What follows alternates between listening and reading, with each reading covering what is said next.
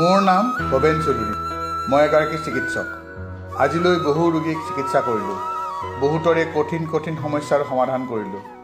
কিন্তু মোৰ আই আজি কঠিন ৰোগত আক্ৰান্ত।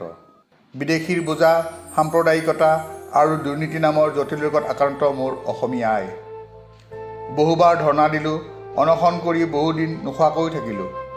মাধ্যম আন্দোলন আৰু শোধনাগাৰ আন্দোলন কৰি কেইবাবাৰো কাৰাগাৰলৈ গ'লোঁ।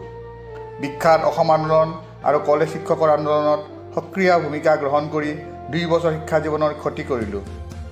শাসক পক্ষৰ আগত অনুৰোধ কৰিলোঁ, দাবী জনালোঁ, সকলো কৰি চালোঁ, কিন্তু কোনেও নামানিলে। তেওঁলোকে আমাক লুটিয়েই থাকিলে। এই যুদ্ধ এতিয়া আৰু বাহিৰৰ পৰা কৰা সম্ভৱ নহয়। ইয়াক আমি ভিতৰত সোমাই কৰিব লাগিব।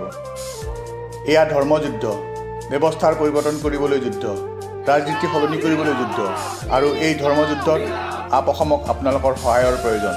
আহক আমি সকলোৱে লগ হৈ অৰবিন্দ কেজৰিৱালদেৱৰ আদৰ্শক আঁকোৱালি লৈ দিল্লী মডেলক অসমত প্ৰতিষ্ঠা কৰোঁ। আম আদমি পাৰ্টীক অসমত শক্তিশালী কৰোঁ। জয় আই অসম।